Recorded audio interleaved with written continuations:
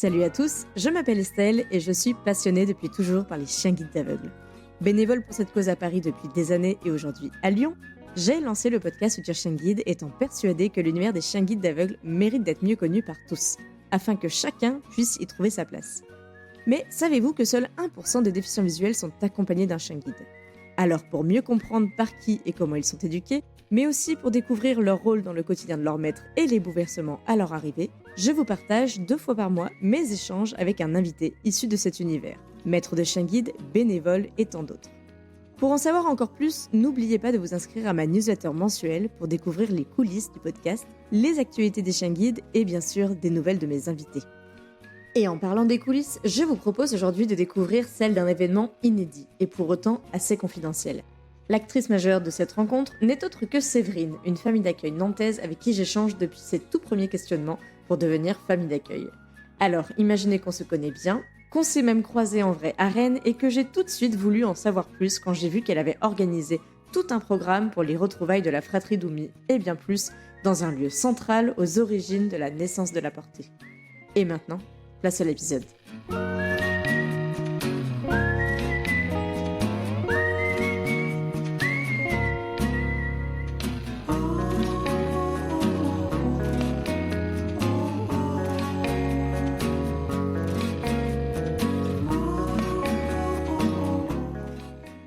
Bonjour Séverine. Bonjour Estelle. J'espère que tu vas bien. Merci en tout cas d'avoir accepté mon invitation à la veille d'un grand départ, on va le dire en plus. Sur mon podcast Futur Chien Guide, ça fait un moment qu'on discute ensemble puisque je regardais avant notre enregistrement les premiers messages qu'on s'est envoyés et ils datent de 2021 puisque tu m'avais envoyé au tout début de ton aventure, même avant ton aventure de famille d'accueil, pour réfléchir et savoir comment faire toutes ces démarches. Et tu es allée très loin puisque aujourd'hui on va parler d'un sujet qui m'a beaucoup marqué, c'est la rencontre que tu as organisée de la fratrie de ta deuxième élève chien guide. Donc un gros sujet, j'adore en plus les rencontres, tu le sais, on s'est rencontrés nous-mêmes en petit comité puisqu'on était en un à un, mais j'ai hâte que tu nous en dises plus. Avant ça, j'aimerais que tu te décrives en 3 mots et que tu décrives ton ou tes chiens, si tu veux dire 3 mots pour chacun. Qu'est-ce que tu nous dirais pour toi et pour chacun de tes élèves chien guide ?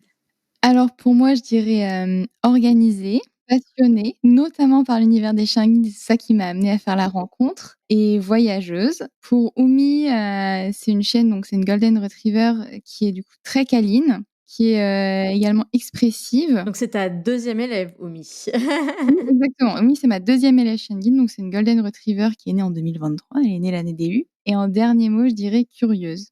Et mon premier chien, du coup, notre premier élève, c'était donc Trusty, un labrador noir qui est actuellement en fin d'éducation. Et lui, c'est un chien que je décrirais comme, énergique, qui avait énormément d'énergie quand on l'a eu. Assuré, c'est un chien qui est pas tout craintif, là où Oumi peut avoir des fois un peu plus de crainte. Et enfin, c'est un labrador, donc c'est très gourmand.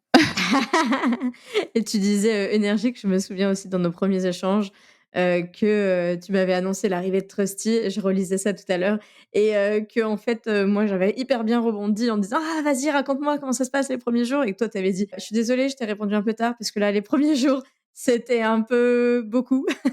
Tout à fait, c'est un peu sportif l'arrivée d'un élève chien guide. Nous, en plus, on n'a jamais eu de chien avant, donc c'était notre, 1er élève, mais 1er chien tout court aussi, donc un petit chiot qui débarque, ça remue un petit peu. Ouais et j'ai relu ce message en me disant: «Ah oui, c'est vrai que c'était les tout débuts» et mais c'est toujours comme ça l'arrivée d'un chien de toute façon et quand tu dis organisée, passionnée et voyageuse, mais quel mot pour décrire, par rapport à la rencontre que tu as organisée? Enfin, moi, de l'extérieur, j'ai vu une rencontre de toute une fratrie, donc la fratrie de Oumi, donc on parle de la fratrie, chien, hein.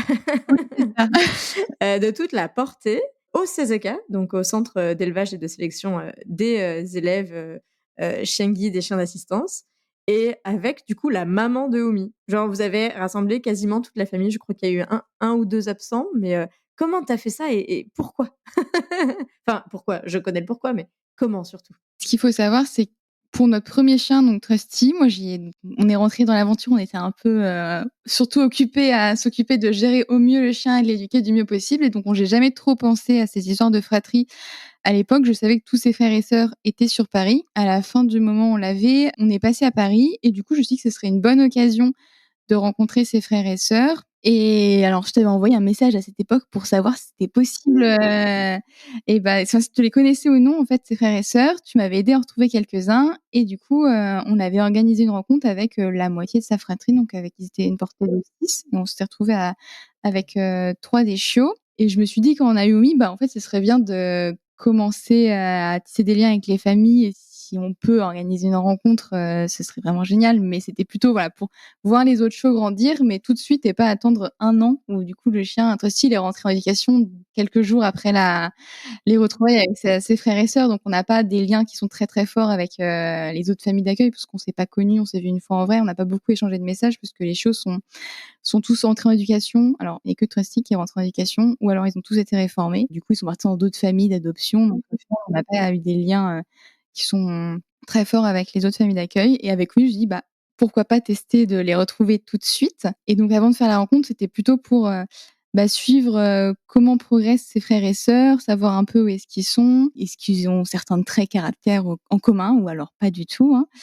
Parce que chaque chien est un individu différent et donc en fait, c'est parti avant la rencontre, c'était plutôt, un échange avec d'autres familles d'accueil et donc quand on a eu Omi, j'ai commencé à regarder sur les différents réseaux sociaux, bah, où pouvait être parti le reste de sa portée. Alors, j'ai l'avantage pour moi que Omi est une golden retriever, donc ça ne court pas autant les rues que des labradors.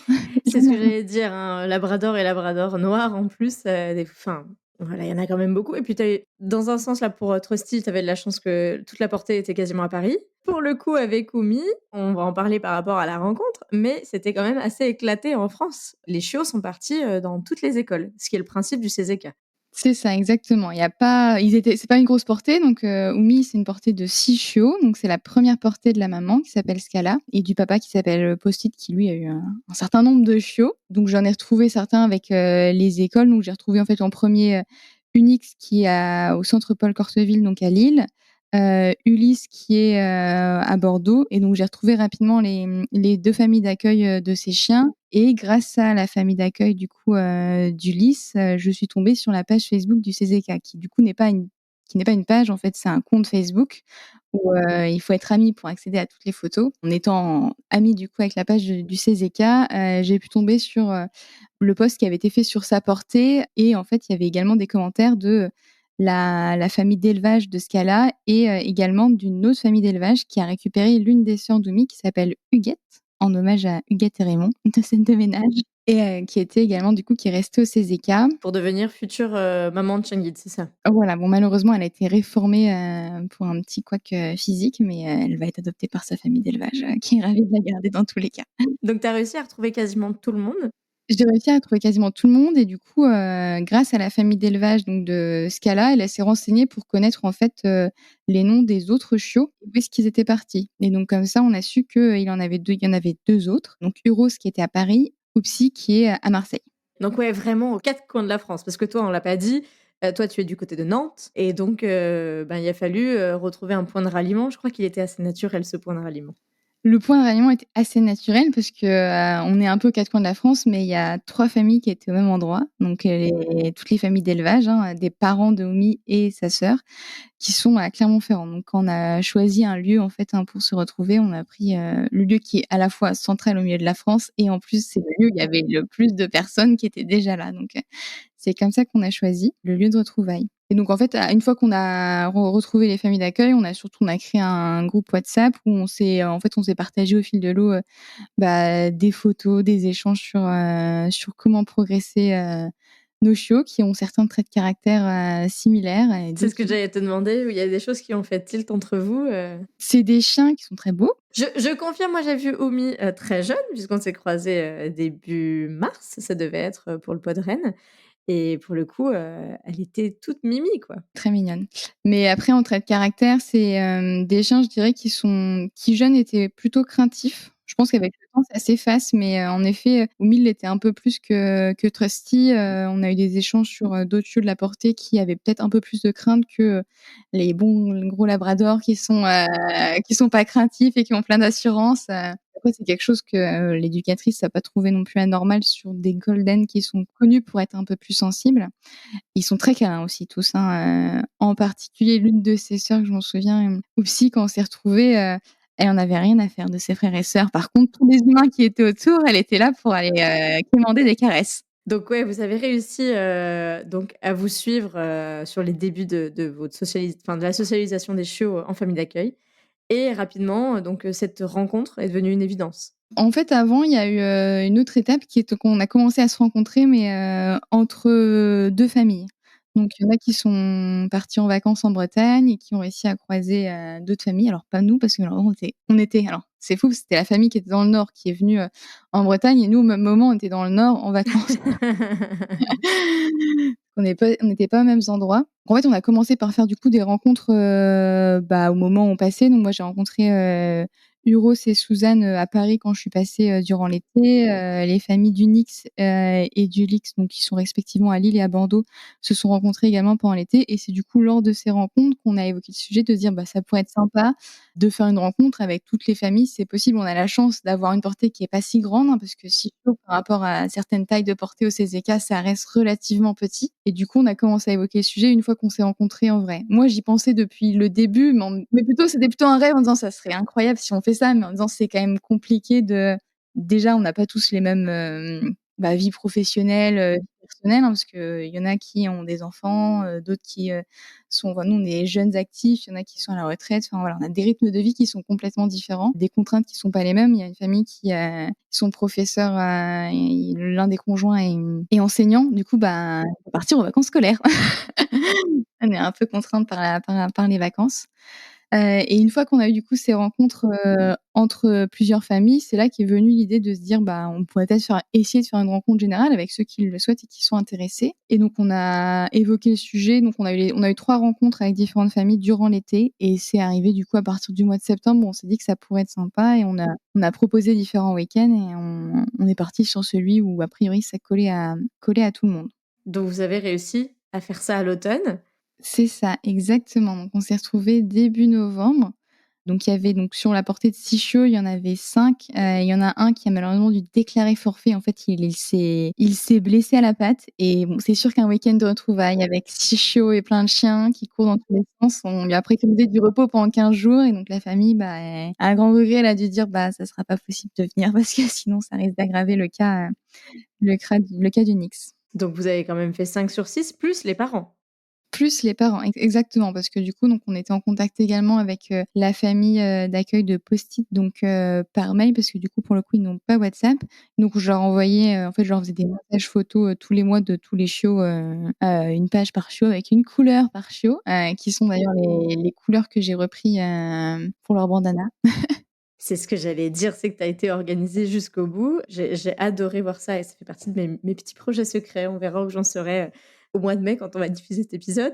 Mais, avoir des bandanas et là, tu avais prévu un bandana par chiot avec, le nom brodé. C'est ça, exactement, ouais. J'ai fait des bandanas avant d'arriver. Alors je m'y suis pris un petit peu à la dernière minute parce que je dois avouer qu'il a fallu que je fasse un message sur le groupe en disant: «Qui a une machine à coudre pour que je finisse de faire mes bandanas à Clermont-Ferrand?» Donc heureusement qu'il y a une des familles qui en avait une et qui a pu me la prêter pour que je finisse que oui, j'ai eu l'idée une semaine avant, en fait. Donc pour faire, 8 bandanas, c'était un petit peu sportif parce que du coup, j'en ai fait pour, tous les chiots parce que chaque chiot était associé à une couleur. Alors c'est pas la couleur de leur collier, hein, parce que ça je les connaissais pas avant qu'on aille au CZK, mais c'est des couleurs que je leur ai attribuées, pour que ça soit plus visuel pour la famille Post-it quand elle, regarde les photos et que chaque page elle ait le texte, ça doit venir de mon métier de consultante. Oui, c'est ce que j'allais dire, hein. Tu as aussi, une déformation un peu professionnelle de rassembler, organiser, hein. Je reviens sur les mots, organisé et passionné, il y a le mot organisé. Sinon, c'était quand même, le prérequis, on va dire, à tout ça. C'est ça, ouais, ça aide beaucoup, d'organiser et puis d'avoir quelqu'un qui mène aussi, l'organisation, et les retrouvailles. Donc nous, en effet, j'ai fait des bandanas pour les 6 chiots et puis les parents avaient 2 bandanas, tous les 2 jaunes pour identifier leur statut de reproducteur, pour broder avec le nom de Scala et Post-it. Donc on a fixé donc la date et après donc il y a eu on a réservé le logement, donc on s'est trouvé un Airbnb pour les 4 familles. Waouh et les 4 chiens? Oui, les chiens aussi en effet, on a trouvé alors oui parce que, bon on a de la chance quand même parce que, normalement du coup les élèves chiens guides sont, tolérés, dans les hébergements même qui n'accueillent pas de chiens normalement, hein. On s'est dit: «Il y a 4 chiens, on va quand même chercher un hébergement qui accueille les chiens de base», parce que sinon Mais ça c'est ce que je fais, les ouais. pauvres, ils vont être quand même un peu, surpris, un chien, ça peut passer à la rigueur. Ça nous est arrivé, nous, de prendre des Airbnb où on explique avant de réserver pour voir si c'est OK, en lui expliquant qu'il est vacciné, qu'on le surveille et cetera. On le laisse pas seul dans le logement. Mais 4 chiens, bon, même si on les a jamais laissés sans surveillance, Mieux vaut que le proprio soit quand même, OK, ouais. Et moi, tu sais, je disais souvent, hein, pour les hôtels aussi, au final, quand je réserve, un hôtel et qu'on a un chien en relais, pour l'été et tout et qu'on part quand même un petit peu en vacances en proximité, avec, de préférence, je prends un hébergement qui accepte les chiens, même si c'est un chien guide et puis si vraiment je trouve pas, bah, là, on fait jouer l'exception. C'est juste rigolo quand tu y vas et qu'ils te disent: «Oui, bon, par contre, vu que c'est un élève chien guide, on va pas vous faire payer». Bah oui, bravo, vous appliquez la loi, félicitations, alors qu'eux, ils pensent faire une petite fleur, mais c'est très sympa et il faut le dire de manière très pédagogique. Mais oui, là, donc vous avez tablé sur un hébergement qui accepte les chiens, c'était quand même un peu plus raisonnable, vis-à-vis du nombre de chiens comme tu le disais. c'est ça. Mais du coup, avec la contrainte qu'il nous fallait quand même 4 chambres, enfin, il fallait séparer les 4 chiens pour dormir parce que sinon, c'est vrai que ça soit, la fête toute la nuit. Donc on a choisi un hébergement, qui répondait aux différentes contraintes qu'on avait. Donc la principale, c'était pouvoir accueillir des chiens et avoir, autant de chambres que de chiens accueillis pour, être sûr que, bah, chaque chien va pouvoir dormir calmement et bien se reposer et nous aussi, en fait, hein.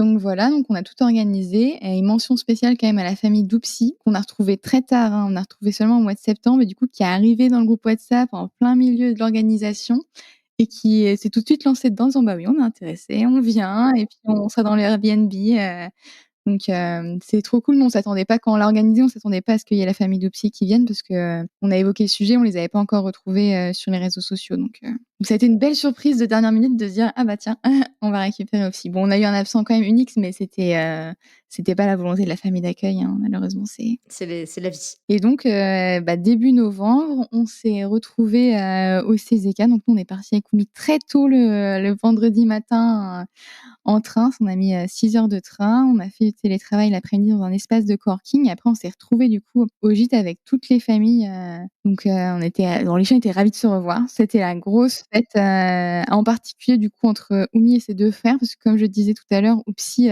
elle était pas du tout intéressée, par ses frères et sœurs. Elle avait, des choses à grignoter, c'était ça qui l'intéressait et puis, les caresses, des humains. Mais les autres chiens, pas particulièrement. Mouais, mais chacun son truc, quoi. Voilà, c'est ça, chacun son truc. C'est un bon point pour elle, hein, quand même, parce que nous, on travaille souvent l'attirance congénère, c'est quelque chose qui est très facile pour nos élèves et elle, elle a l'avantage que les chiens, elle s'en intéresse pas trop. Un peu plus maintenant parce qu'on l'a revue, à Marseille, il y a un mois, elle était plus intéressée pour jouer avec nous. Il y a peut-être aussi le fait qu'elles étaient que 2 et peut-être que 4 ça faisait beaucoup, de chiens et donc ça évolue, mais elle, elle grandit avec 2 chiens plus adultes dans sa famille et a priori ça lui suffit comme dose de chiens, donc quand elle se balade, elle est pas intéressée par les chiens. C'est très bien pour sa famille. Un bon point. Un bon point. Et donc on est arrivés le vendredi soir, donc on a pris l'apéro, on a échangé, on se connaissait déjà, par message, mais du coup, c'était l'occasion de se rencontrer en vrai, d'échanger longuement sur, bah, il y a plein de différences au final entre les écoles, hein, c'est ce que ça nous a permis de rencontrer, enfin de découvrir ce groupe, hein. C'est qu'on a tous la même vocation, mais dans l'éducation, dans l'organisation, il y a des petites différences, il y a des similitudes, et pour autant, il y a pas de bon ou mauvais choix, mais voilà, chaque école fait, Chacun a son histoire. Chaque école a son histoire, ouais. voilà, chaque école a son histoire, c'est pas les mêmes, je pense à la problématique de l'eau notamment. Nous, nos chiens, ils ont pas le droit d'aller à l'eau à Nantes. À Marseille, ils ont une autre contrainte qui est que, ils ont beaucoup de piscines, donc il y a une question de le chien ne meurt pas dans la piscine, donc les habituer à l'eau aussi pour ça et il y a le fait qu'il fait chaud en été, donc en fait, ils sont obligés de les rafraîchir et mais même avec l'école, ils les emmènent se baigner, en fait, hein. Alors qu'à Nantes, il est vrai que, il fait rarement très, très chaud. Il fait chaud un petit peu l'été, mais je dirais pas qu'il fait on n'a pas les mêmes canicules et les mêmes températures qu'à Marseille où en effet, du coup, en fait, la géographie fait qu'on n'a pas les mêmes contraintes, on n'a pas les mêmes règles, mais il y a plein d'autres choses qui s'expliquent aussi en termes de différences. Et vous êtes quand même allés au CZK le lendemain, du coup? C'est ça, donc le lendemain, en fait, la famille du coup d'élevage de Scala, donc la maman d'Oumi, avait organisé, avec, la personne qui est référente de Scala, la possibilité qu'on visite l'élevage, notamment parce que ça s'est jamais arrivé qu'il y ait des chiens qui reviennent à l'élevage, après. partie à 2 mois, en fait et donc on a retrouvé, la personne qui suit à la fois Huguette, donc la sœur d'Oumi et Scala, sa maman et il y avait également la technicienne d'élevage, donc c'est elle qui a fait la mise bas, toute la portée qui est en fait, le technicien d'élevage, c'était son jour de travail parce que du coup, bah, ils ont toujours des chiens à l'élevage, donc il faut toujours qu'il y ait des astreintes le week-end, des personnes qui soient présentes et la technicienne d'élevage, pour le coup, si je me trompe pas, c'était pas un de ses jours de travail, mais vu qu'elle avait fait la mise bas, elle avait envie de les revoir et donc bah, on n'a pas refusé. Nous, on était ravis qu'elle nous explique aussi comment s'était passée la mise bas, comment elle avait connu les chiots et donc en effet, le samedi, matin et on est resté jusqu'en milieu d'après-midi, je crois.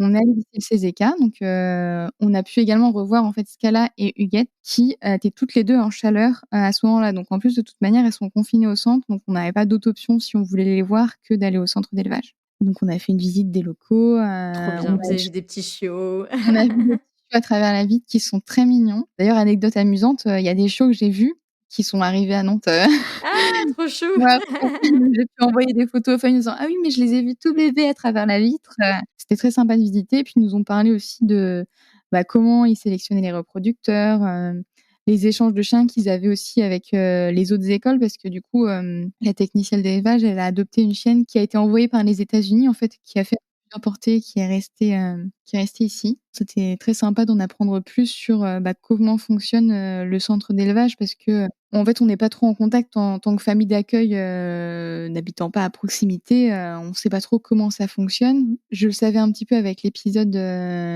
j'ai oublié son nom. Élodie. Élodie, c'est ça, avec Opal si je me trompe pas. Ouais, c'est ça. Élodie est famille d'élevage et donc Opal, pour le coup, elle est, reproductrice pour le CZK et c'est dans l'épisode 42 si vous voulez l'écouter. Elle avait raconté un petit peu comment ça se passe, quand on est famille d'élevage et donc elle parlait du CZK en effet. C'est ça et d'ailleurs Opal, on l'a vue parce qu'elle avait une portée, à ce moment-là, elle a une belle portée, hein, parce Une qu'elle grande portée. avec plein de chiots. Le personnel nous a dit que c'était une très bonne maman, qu'elle reprenait, qu'elle éduquait bien ses chiots et tout et on l'a vu en effet, elle les reprend si jamais il y a des petites bêtises, on va faire comme ça. Et donc vous avez, fait cette petite visite et vous avez quand même fait une grande balade peut-être avec tous les chiens? Comment ça s'est passé? Ce jour-là, non, on a lâché les chiens, à la fois à l'intérieur mais également dehors parce qu'ils ont des parcs. On les a pas laissés, tout seuls dans les parcs parce que alors la plupart des chiens, des chiots de la portée, ça fonctionnait très bien ensemble, mais il faut savoir que Omi, est un peu compliquée avec ses frères et sœurs, encore plus qu'avec les autres chiens, hein. Voilà, Omi, elle a 2 petits défauts, mais l'un d'entre eux est que, quand elle joue avec les chiens, elle est pas très cool, faut le dire, hein, elle grogne, elle mordit les oreilles, le poitrail, Bon, les autres chiens ne savent pas forcément dire non, surtout à cet âge quand ils sont chiots, hein, c'est compliqué pour les chiots de dire, non à des sollicitations, même si on voit qu'ils sont pas très intéressés et du coup, moi, je préférais toujours avoir Romy sous les yeux, pour si besoin arrêter le comportement, et qu'elle les laisse tranquilles et qu'elle leur laisse de l'espace.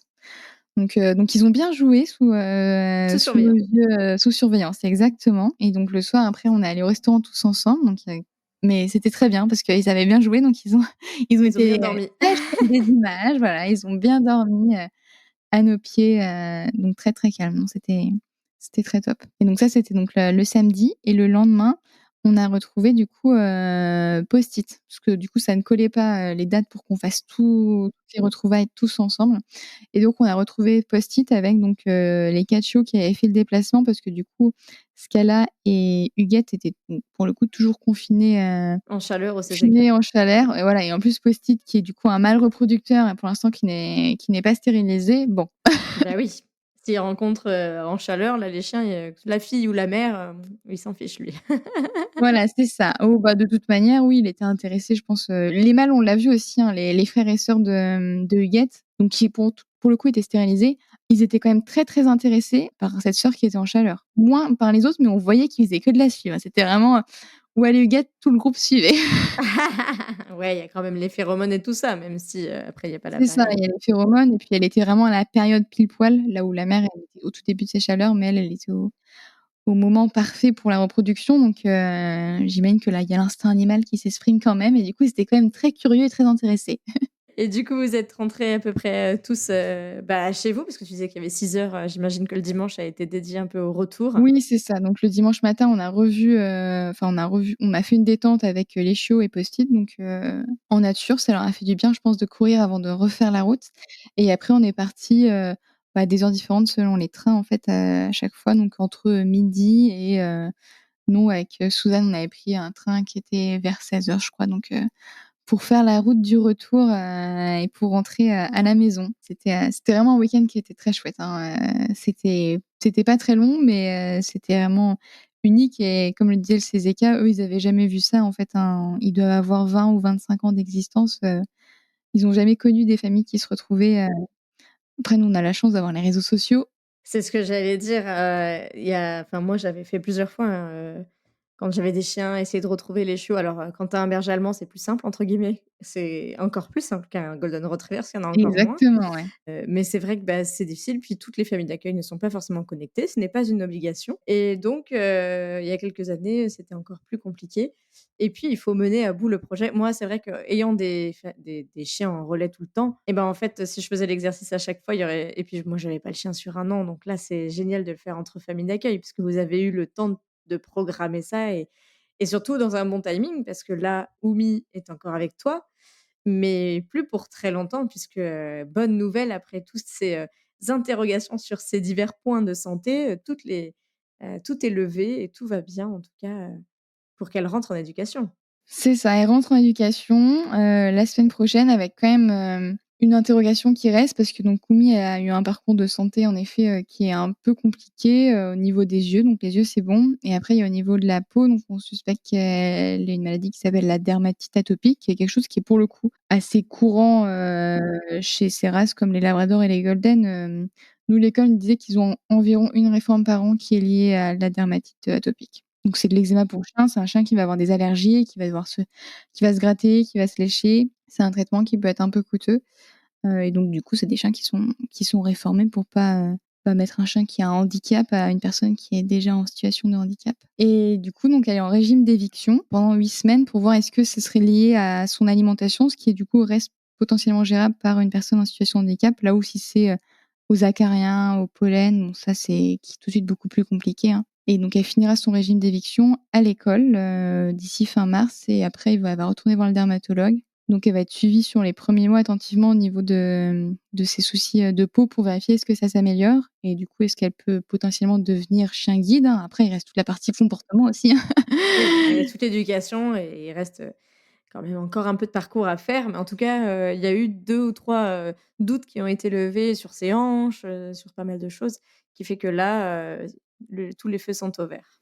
C'est ça et en effet, nous, la rencontre, fallait qu'on la fasse avant les 1 an parce que du coup donc pour Uros qui apparaît, donc il est rentré en éducation. Alors pour l'instant, la famille peut le récupérer le week-end, mais habituellement à Paris, ils restent plutôt au chenil le week-end et ils retrouvent pas leur famille. Donc là, c'est possible pour les premiers week-ends, mais elle le gardera pas normalement, jusqu'au bout et après ses autres, frères et sœurs, pour le coup, ils peuvent encore se retrouver parce qu'ils ont un système où, les chiens sont en internat la deuxième année, donc reviennent tous les week-ends dans leur famille et pendant les vacances d'éducateurs. Et Oumi, elle, va rejoindre une autre famille, de week-end, à Angers parce qu'à Nantes, on fait juste la première année et donc la deuxième année, ils vont, ou à Angers ou à Pont-Scorff à côté de Lorient où ils sont à l'école la semaine et le week-end, ils retrouvent une famille qui est à proximité de l'école pour que ça soit quand même plus facile en termes de route.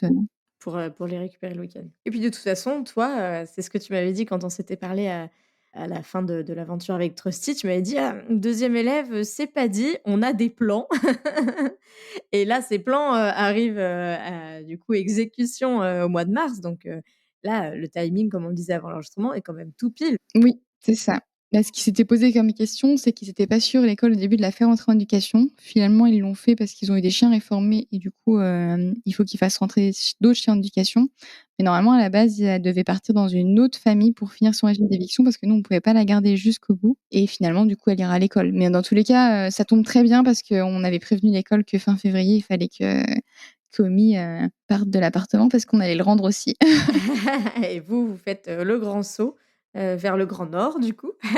C'est ça, exactement. Nous, on déménage en Norvège, donc on avait un doute sur le fait de prendre un deuxième élève, parce qu'au début, le projet, c'était plutôt de partir dès tout début 2024 et finalement, j'ai réussi à convaincre mon conjoint en disant: «Bon, au mois de janvier, il va faire très froid, donc on peut peut-être attendre un petit peu». J'ai eu raison parce qu'ils ont eu des températures qui sont extrêmement faibles, et très exceptionnelles. Pour le coup, ils ont eu des -20 degrés à Oslo et j'ai dit: «On peut peut-être attendre, le mois de mars, comme ça, ça collerait bien avec l'arrivée d'un deuxième élève chien guide. Donc c'est comme ça qu'on a réussi à avoir un deuxième élève, parce que normalement elle était censée partir en éducation un petit peu plus tôt si elle avait pas eu ces soucis. Donc tu avais tablé sur un timing parfait qui au final, se réalise plus ou moins, entre le décalage du voyage. Le décalage du voyage et le fait qu'en fait, il y a pas d'autres chiens prêts pour rentrer en éducation, donc c'est elle qui rentrera, puis ils aviseront ensuite. C'est fou comment, en 2 ans, enfin vraiment les premiers échanges qu'on avait eus, ensemble, je crois que tu avais découvert le podcast. Je sais plus, exactement, comment tu l'avais découvert. Oui, c'est ça. En fait, ce qui s'est passé, c'est que moi, je connaissais les chiens guides depuis très longtemps parce qu'il y a eu fut un temps où j'ai un projet de devenir vétérinaire, comme Comme toi moi. si je me trompe pas et j'avais dû voir dans des reportages que, on pouvait devenir famille d'accueil. Alors, handi-chien ou chien guide, je ne sais pas qu'est-ce que c'était, quand j'avais vu le reportage, je m'étais dit: «Ça pourrait être intéressant, si je suis étudiante vétérinaire de faire ce projet». Puis j'ai changé d'orientation et du coup, en fait, ce projet qui était plutôt, bah, en fait, c'est un plus bonus des études d'étudiante vétérinaire. Bah, du coup, j'ai complètement oublié, c'est sorti de mon esprit et en fait, j'ai rencontré, via le travail, donc Carole Sens que tu as interviewée, je sais plus dans quel Mouais, podcast, le 50 ou 51. 52. 52. Ah, j'étais pas loin. Qui du coup était famille d'accueil dans mon entreprise et que j'ai échangé avec elle et du coup, j'ai pu lui poser mes questions, que je pense beaucoup de familles ont, en disant: «Bah, moi, j'ai jamais eu de chien, donc ça doit pas être possible. En plus, j'ai pas de jardin, j'ai un appartement» et elle m'a dit: «Il y a pas de souci, moi, c'est mon premier chien. On l'a fait avec Peanuts, on était dans un appartement pendant le covid, donc confinés et À ça a très bien Paris. fonctionné». À Paris, exactement et donc grâce à elle, donc j'ai redécouvert le rôle de famille d'accueil et je me suis dit que ce serait super intéressant de me lancer dans l'aventure, bah, pour pouvoir avoir un chien. Alors j'ai découvert après qu'on n'avait pas un chien, on avait un chiot, hein. Il y a une petite différence quand même.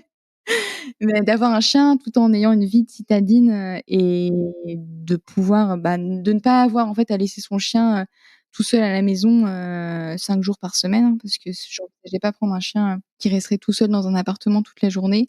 Surtout que moi, j'aime bien les chiens qui ont une certaine taille, donc bon, il faut aussi les occuper mais je me voyais pas non plus me projeter, juste avec l'échange avec Carole, donc bah, je suis tombée sur son podcast et alors j'ai écouté tous les épisodes, pendant 2 semaines. C'était, mon occupation et du coup, c'est super intéressant parce que, bah, il y a plein de profils différents de familles d'accueil et donc ça m'a aidée à me projeter en me disant, bah, c'est probablement possible et je t'avais également contacté pour savoir si tu connaissais des personnes qui, avaient la contrainte que moi j'ai dans mon métier, qui est que je suis consultante. Donc contrairement à Carole qui était sur les fonctions support, donc qui est dans les locaux de mon entreprise, mais qui n'allait pas dans des locaux d'autres entreprises, moi je me déplace chez mes clients et du coup je me demandais, je me suis posé des questions sur comment c'est accepté par les autres clients parce que du coup il nous faut plusieurs validations de plusieurs entreprises, pas juste uniquement de notre employeur. Donc je t'avais demandé si jamais tu avais des retours d'expérience, qui s'étaient bien passés, d'autres familles, parce que l'école, m'avait dit: «Bah, nous, on n'a pas d'autres cas similaires, hein, au vôtre, donc on ne pourra pas vous donner, des points de comparaison» et finalement, bah, ça s'est très bien passé avec les clients, J'ai eu, un refus d'un client, tout le reste, ont accepté sans souci et au pire, ils étaient pas très intéressés par le chien, donc ils ont déjà confondu Oumi et Trusty, qui sont quand même, rappelons-le, un labrador noir et une golden sable. Moi, j'ai eu ça quand j'avais des chiens en relais, des collègues et je leur en veux pas, hein, mais qui sont pas très intéressés par les chiens comme tu le dis et c'est possible, enfin, tout le monde n'a pas à être passionné comme on l'est et voilà, je respecte. Moi, j'avais des chiens en relais, donc par définition, jamais les mêmes et sur des périodes courtes et je me souviens d'un collègue qui a dit, «Ah, ça y est, il est de retour», alors que je crois que c'était vraiment 2 races complètement différentes, 2 couleurs complètement différentes. C'était juste, oui, un chien avec 4 pattes et 2 oreilles. Ça m'avait bien fait rire, surtout à 3-6 mois d'intervalle. Le chien, il avait doublé de taille, il avait changé de couleur avec des oreilles en pointe parce que je pense que c'était des races, berger ou je sais pas quoi. Mais bon, comme tu le dis, c'est pas grave. C'est pas ce qu'on leur demande, C'est ça, voilà et donc ils acceptent le chien et après pour le coup, j'ai eu des clients où, c'est un véritable vecteur de lien social, hein, qui me demandaient des nouvelles, bah, du chien quand, en fait, j'allais des fois sur site, donc pour plusieurs jours avec le chien et après on fait pas mal d'échanges aussi à distance et du coup, lors de ces échanges, à la fin des points, ils nous ont dit: «Bon alors on n'a pas abordé le sujet du chien, comment va Trusty aujourd'hui?» et donc c'est comme ça que je me suis lancée dans l'aventure, mais les podcasts m'ont beaucoup aidée à me lancer dedans. Bah, merci, mais en tout cas, moi, je t'avais raconté aussi, c'est Clément qui, quand il était consultant, allait aussi à droite à gauche, et avec en plus des élèves différents Et je me souviens d'une entreprise qui l'avait accueilli à grands bras ouverts, avec, Nolka, elle avait même, son badge, je crois que je t'en avais parlé. Ah! Incroyable. Elle avait son badge avec le nom de la société, c'était Chien Guide Paris et elle avait son badge parce qu'il y allait pour une mission de, je pense, d'une semaine ou 2 sur place et du coup, bah, voilà, il lui avait créé son badge, pour la dizaine de jours qu'elle était avec nous pendant les vacances Ah, scolaires c'est de une l'été. attention qui est vraiment trop mignonne, hein. Ouais, ouais, ouais et franchement, comme tu dis, c'est aussi vecteur de lien social. Enfin, on le dit toujours sur le podcast, mais même dans le milieu de l'entreprise, on en parle un peu moins.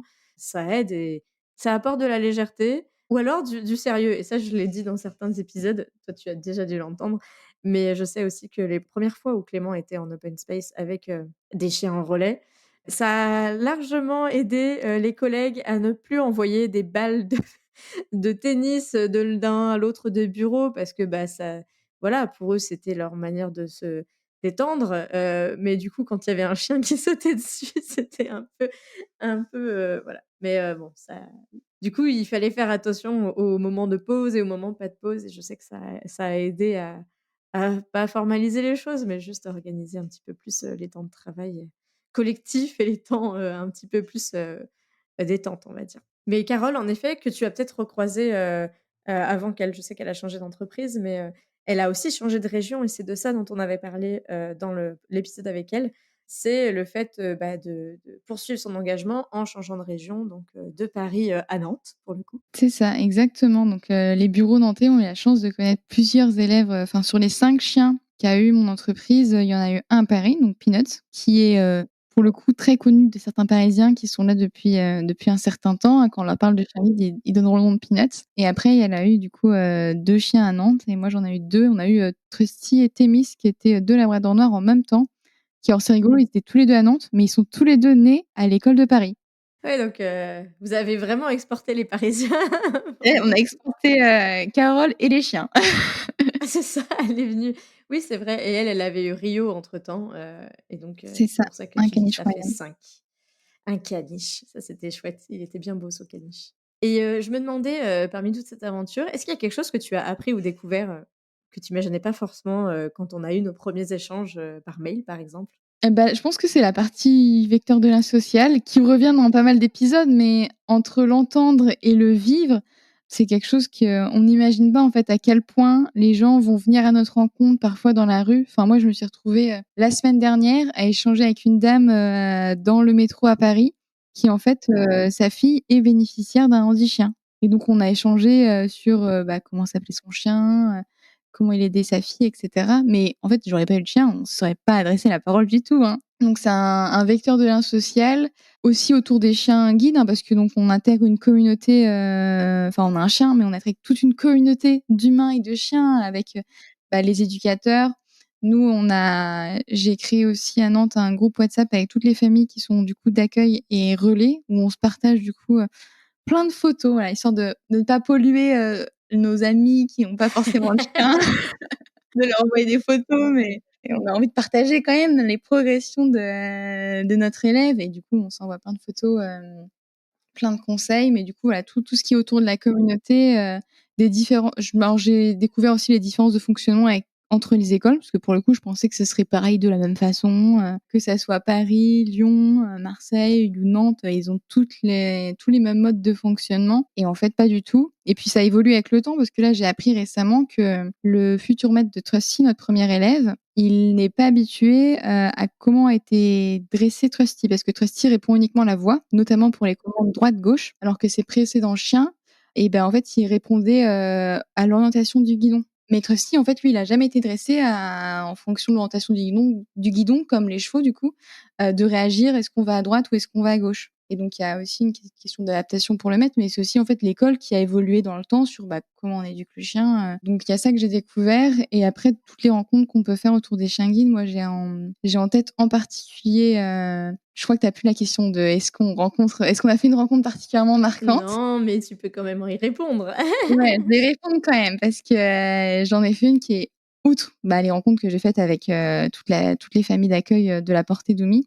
J'ai rencontré à Jersey une dame qui est formidable, qui s'appelle Yvonne. En fait, on est partis en vacances, à Jersey et comme c'est du coup un pays qui n'est qui n'est pas dans l'Union européenne, mais qui en plus, c'est pas la France, donc il y a d'autres règles pour les chiens guides, en particulier les élèves, parce qu'en fait, c'est en fonction des pays. Les élèves, ils ont pas du tout les mêmes droits. J'ai découvert avec nos 2 élèves qu'en France, on avait quand même pas mal de chances qu'ils aient les mêmes droits que les chiens guides. C'est pas le cas dans la majorité des pays et donc je me suis renseignée par les réseaux sociaux, des groupes, de familles d'accueil qui étaient, britanniques, et également ils ont une page dédiée, à Jersey pour savoir un peu, comment ça se passe avec les élèves.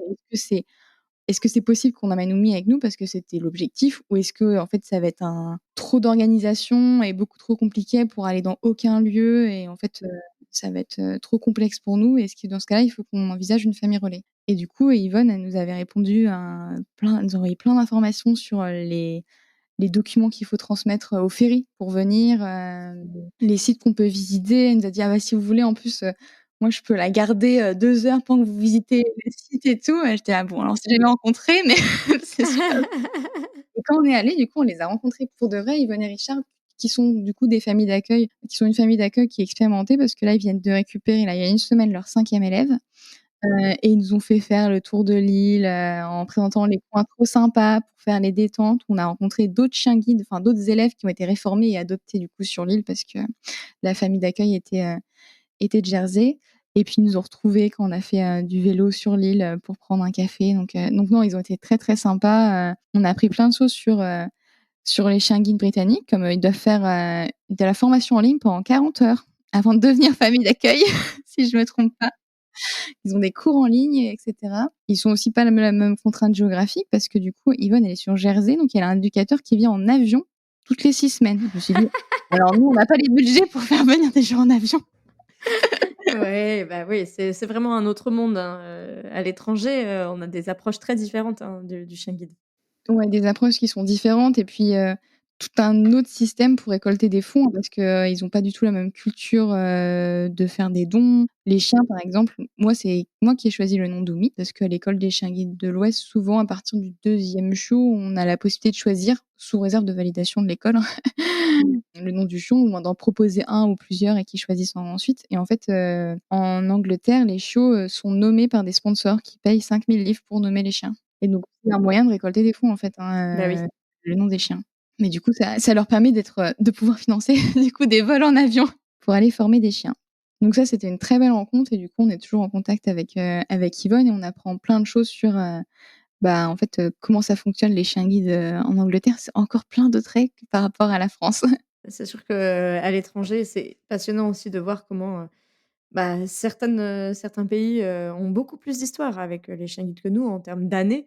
Nous, on est à la fois jeunes, dans le mouvement et à la fois un peu plus expérimentés que d'autres. Voilà, on n'est pas non plus, les derniers du tout. C'est ça, ouais, je pense qu'on est plutôt au milieu, mais les pays anglo-saxons sont en effet bien avancés. Le CZK nous disait aussi qu'en termes de suivi de reproducteurs, et des lignées, pour les améliorer et cetera, ils ont un meilleur suivi qui, je pense, est facilité parce qu'en fait, ils ont une seule organisation qui est à la fois, présente partout, au Royaume-Uni et qui a le centre d'élevage. Là où, nous, on a plusieurs écoles, donc bon, il faut que les infos communiquent. C'est pas toujours facile de communiquer parce qu'on n'est pas dans la même organisation, donc il faut penser à s'envoyer les infos. Là où tout est centralisé, donc un centre d'élevage aussi, là où nous, on en a 3. C'est sûr que, nous, c'est le rôle de la fédération. C'est là, la FFAC, son rôle justement de coordonner et le réseau d'élevage, est dépendant de la fédération, via le CZK, mais la construction a été différente et du coup, on continue d'avancer et de s'améliorer, mais On c'est progresse au fur intéressant. et à mesure, hein. Bah, ouais, non, non, mais moi déjà, depuis le début, depuis 2016, moi, je vois d'énormes évolutions, hein. Il y a eu plein, plein de choses de faites.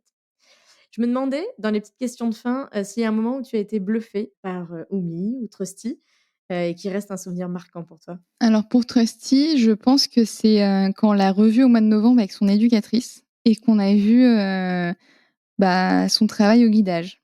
Mais je trouve ça c'est forcément impressionnant, de se dire on l'a connu tout petit, il a fait plein de bêtises et enfin l'attention qu'il avait par rapport à son éducatrice, il était extrêmement concentré, au travail. Là où son éducatrice, elle était pas très sûre quand il nous a revus puis qu'il nous a fait la fête, qu'il réussisse à bien se concentrer et elle a dit qu'elle était aussi très impressionnée par sa concentration et le fait qu'il prenne beaucoup sur lui. Alors il nous jetait des petits coups d'œil pour, bien la guider malgré que, on était là et qu'on était un peu un élément perturbateur et donc on a été très impressionnés parce qu'on n'avait jamais vu ça, on n'avait jamais vu ça et puis là, c'est un de nos chiens. Enfin, on voit des gens dans la rue qui sont guidés, mais en fait, on les croise, mais on n'a pas connu le chiot bébé et donc en fait, le fait de le voir, guidé et de voir tout ce qu'il a appris et de voir qu'il travaille très bien, c'est une telle récompense et c'est extrêmement marquant parce qu'on se dit, bah, tout au long du parcours, on n'est jamais sûr qu'ils arrivent au bout parce qu'il y a plein de choses au niveau de la santé, du comportement qui peuvent faire que, bah, ils sont peut-être pas faits pour le métier de chien guide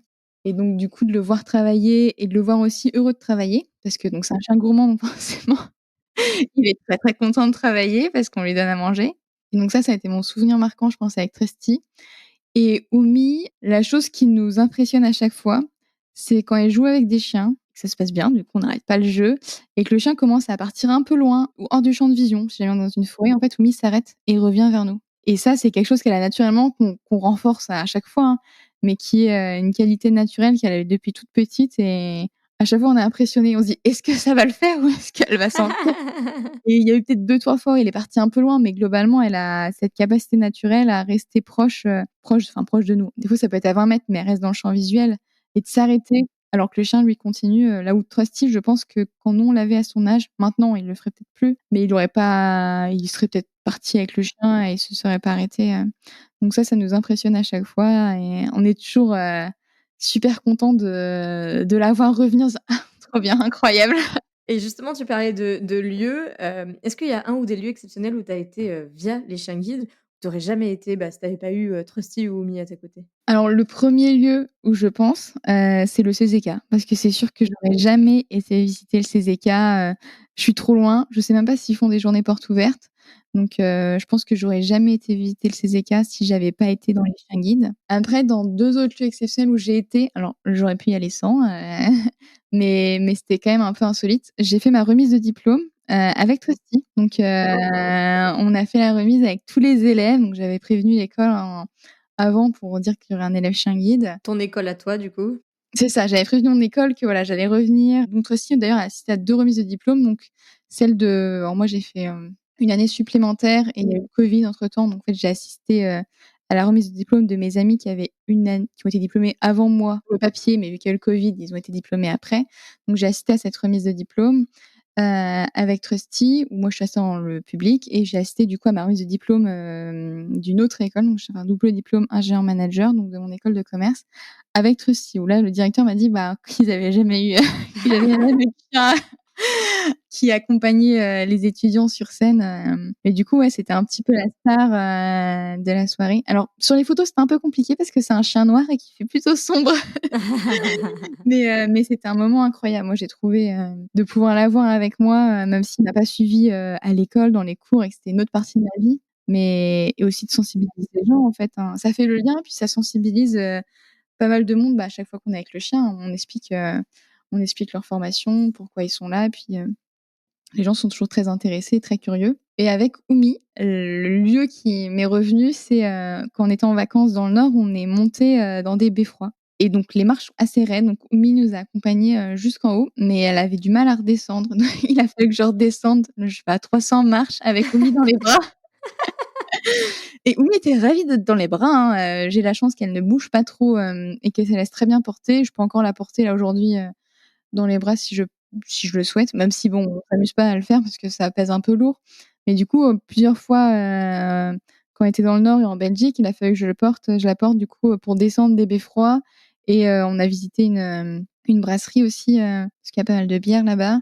Il a fallu du coup la porter parce qu'il y avait des escaliers qui étaient très raides. Alors on était montés par des escaliers qui étaient pas très raides et puis ou alors que ça marche c'est plus simple pour eux de monter, mais la redescente est pas possible et du coup je l'avais porté, sous les regards amusés de tous les participants à la visite guidée. Et bah, alors, il est bien ce chien, hein, dis donc, il en profite, hein? Ah c'est ça, il guide pas trop, hein, là. Bah, après, c'est des comme tu dis, hein, moi, je parle de lieux exceptionnels. C'est des lieux dans lesquels ils vont pas faire l'essentiel de leur, métier de chien guide derrière, de toute façon, donc Non, non, je pense pas qu'elle visitera, une brasserie, et pour le coup, je pense que ça aurait pas été possible parce que, bah, les escaliers sont trop raides pour qu'elle guide quelqu'un dans les escaliers, en fait, et hein, oui, donc et oui, oui. là, ça marche parce qu'elle était encore en plus, c'était durant l'été, donc elle avait 6-7 mois, donc je pouvais la porter plus longtemps parce qu'elle était aussi un peu moins lourde que maintenant, hein. Et oui. Et pour, finir, notre échange, je pose toujours, la question du pire et du meilleur moment avec les chiens guides que tu as rencontrés du coup? Alors mon pire moment, je je savais très bien lequel dire quand je préparais l'épisode, c'est l'arrivée de Trusty. Alors ça peut paraître bizarre, mais nous on n'avait jamais eu de chien et du coup quand les éducateurs, ils arrivent avec le chien et donc pendant une demi-journée, donc un après-midi, ils nous expliquent toutes les règles et tout et pour autant on est juste aux règles de base, hein. On est sur le assis, couché, les manipulations, comment on distribue à manger, comment on le porte jusqu'au caniveau et cetera et en fait, il y avait tellement de règles que, la nuit, moi, j'en ai pas dormi. C'est ma première nuit blanche, je je faisais que de me retourner et tout. Je me suis dit: «Mais en fait, je vais jamais réussir à retenir toutes ces règles et à les appliquer» et bon, en plus, j'ai pas eu de chance, enfin, j'ai pas eu de chance. Mon copain a dit que c'était la très bonne période pour partir 3 jours après, le départ de l'arrivée de Trusty en vacances avec sa famille en Espagne. Donc tu t'es retrouvée solo? Donc je me suis retrouvée toute seule pendant une semaine où je me suis dit dans le week-end: «C'est pas possible, va falloir que j'appelle mon entreprise pour lui dire: "Je sais, je vous ai convaincu, on a préparé, un petit flyer pour expliquer aux entreprises, mais en fait, je vais arrêter le projet parce que je ne peux pas, ça va être trop compliqué"». Je pense que le changement de rythme, était très important. Moi, j'avais jamais vécu avec des chiots, je m'attendais pas à un tel changement. Je pense que c'est moins qu'un enfant, mais je pense que quand on devient maman, ça va être la même chose que d'un coup, on se dit: «Mais c'est qu'est-ce que c'est que ces trucs qu'on n'était pas préparés?» On a essayé de se préparer, mais en fait, c'était c'est encore Bah, moi je disais, hein, pour la vie de maman, tu es préparée à l'accouchement mais pas après et du coup, nous on avait un peu le réflexe de dire: «On le rend quand?» alors c'est pas méchant, hein, mais parce que tu as toujours des relais et tu te dis: «Bon, c'est quand la fin de la mission?» Bon, bah, je l'adore mon baby boy, donc on le rend pas, mais c'était un peu ça au début, tu te dis: «On veut bien donner du temps, mais jusqu'à quand, quoi?» mais en fait, je pense que, c'est quelque chose auquel l'école ne prépare peut-être pas assez parce qu'après les éducateurs et eux, c'est leur métier, donc ils ont pas non plus la même vision que les familles d'accueil. Que c'est vrai que les premières semaines, enfin les premiers jours, les premières semaines, le temps de mettre en place, bah, l'organisation, c'est un peu sportif et du coup, c'est déstabilisant. Moi, je sais qu'il y a un des frères de, Tracy qui a eu 2 familles. Sa première a abandonné très rapidement. Je crois qu'elle était seule pour le coup, mais je pense qu'il y a aussi la question de en fait, quand on arrive, on est un peu dépassé et moi, je me suis dit au début: «Oh là là, je vais pas y arriver». Je dis: «Bon, on s'accroche un petit peu et on va voir» et au final, en fait, ça s'est très bien passé et pour Romy, il y a eu aucun souci à l'arrivée parce que, bah, on connaissait le principe, on était préparés. Bon, faut l'avouer, elle était aussi un peu plus simple que Trusty, mais moi, mon pire moment, c'est la pression que je me suis mise moi-même en me disant: «Mais je vais pas réussir, ça va être, je vais rater, l'éducation du chien, il va pas devenir chien guide parce que, j'arrive pas à m'en occuper correctement». Et c'est vrai que tu vois, j'ai fait 2 épisodes en immersion sur les premiers jours parce que je trouve que c'est vraiment, alors moi, pour le coup, je l'ai pas encore vécu, mais je sais que ce sera, voilà, un bon tourbillon aussi et je sais que j'avais fait l'épisode avec Florian, dans l'épisode 34 qui est le mari de Arthur de Loya, qui lui, du coup, pareil, a récupéré, un chiot en famille d'accueil et ce qui était rigolo, c'est qu'en faisant le deuxième épisode avec Valérie, à l'arrivée d'un nouveau futur chien guide, elle en avait déjà eu plusieurs. C'est pas forcément plus simple. On sait à quoi s'attendre, mais c'est pas forcément plus simple et bon là, Oumi était plus simple que Trusty, mais c'est pas forcément le cas, tu peux avoir, du plus compliqué alors que tu avais toujours eu du plus simple et je me souviens dans l'épisode 40 avec Valérie, ouais, ça avait été éreintant aussi pour elle et le format en immersion où elle m'avait envoyé justement ces petits audios au fur et à mesure, des jours, était vraiment très intéressant pour justement ces 1ers jours où c'est difficile de se projeter quand même. Bah, dans tous les cas, ça reste quelque chose qui est enfin, un chiot de 2 mois, nous on l'a vu, Trusty il était pas parfait quand il est rentré. On a récupéré Oumi 2 semaines plus tard, on s'est dit: «Trusty n'est pas parfait, mais quand même, il était bien éduqué» par rapport à un chiot qui est tout bébé, qui ne connaît rien. Naomi était plus facile parce qu'elle dormait, plus longtemps et on a eu quasiment aucun accident. On en a eu 4 en maison. Trusty, on en a eu 4, les 2 premiers jours, voire plus.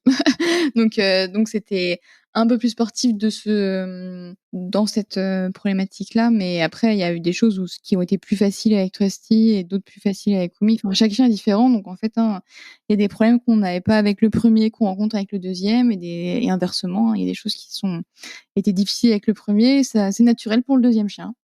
Et ton meilleur moment? Bah, il y a tous les câlins qu'on leur fait, ça c'est toujours incroyable. En plus, bah, on a la chance pour Romy qu'elle est extrêmement câline, donc elle est très demandeuse de câlins et après il y a aussi toutes les, enfin à chaque petite victoire, quand on essaye de mettre en place un exercice et qu'on réussit, bah, ça nous fait toujours quelque chose, au cœur de se dire: «Oh là là, trop bien, on a réussi» et puis en plus ça, plus le chien c'est un exercice où c'était compliqué, plus la satisfaction est grande quand on réussit, quelque chose, bah pendant plusieurs mois, on a travaillé. Enfin là, je le pense avec Oumi qui a des soucis avec son jeu avec les autres chiens.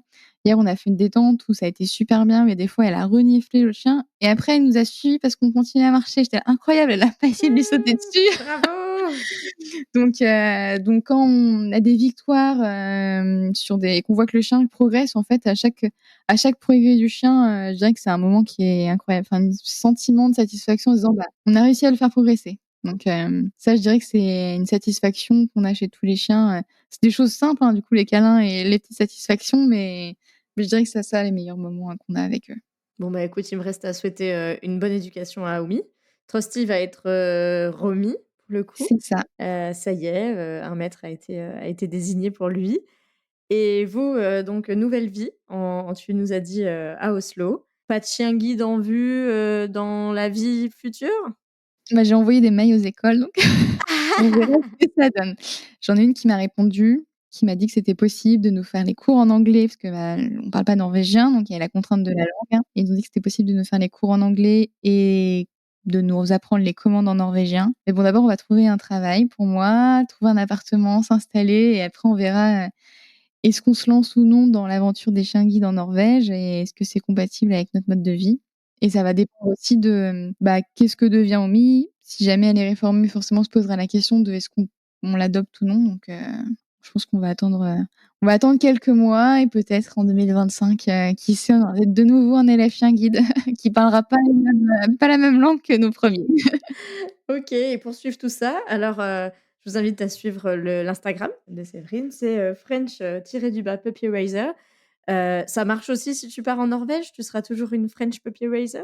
Bah, voilà, je l'ai choisi notamment avec cette optique. C'était un nom qui était du coup, Puppy Riser, qui c'est le nom qui est utilisé pour désigner les familles d'accueil, dans les pays anglo-saxons. Donc ça marchait aussi à l'étranger. Donc je serai toujours sur son compte, si jamais on a des chiens là-bas, que ça soit du coup en accueil ou si jamais, bah, on adopte, Omi. J'aimerais bien ne pas quitter la communauté des familles, enfin des familles qui gravitent autour de l'association, donc pourquoi pas Famille Relais. Bon, bah, écoute, merci beaucoup, pour cet échange, pour, tous tes conseils pour organiser, une rencontre, et puis, bah, on se dit à bientôt, au moins, en visio, Instagram et cetera, et puis peut-être à Oslo, qui sait? Qui sait? Et bah, écoute, merci à toi Estelle pour l'invitation et puis, pour tout le travail que tu fais autour des podcasts qui, je suis sûre aident beaucoup de familles à sauter le pas, à devenir famille d'accueil. Je le réalise que maintenant, en regardant le calendrier de quand est-ce que ça sort, notre épisode sortira au mois de mai et on fêtera les 4 ans du podcast, dans les jours qui suivent en tout cas. Ah, trop bien, bah, bravo, Bah, félicitations. merci. Ce sera l'occasion peut-être d'organiser une rencontre, pourquoi pas à Lyon au lieu d'à Paris? On va voir comment ça se présente. Voilà pour les petites infos et bah, à très bientôt. À très bientôt. Merci Estelle. Au revoir. Et voilà, c'est la fin de cet épisode. J'espère qu'il vous a plu. N'hésitez pas si vous organisez à votre tour de telles rencontres entre familles d'accueil, maîtres de chiens guides et autres. Et si vous avez apprécié cet épisode avec un retour aux sources du côté du CZK, je vous conseille de découvrir celui d'Elodie de l'épisode 42 sur son aventure de famille d'élevage de la belle Opale, une charmante bergère allemande, maman de chien guide au CZK. De mon côté, je vous dis à très bientôt pour le prochain épisode sur l'univers méconnu des chiens guides d'aveugles.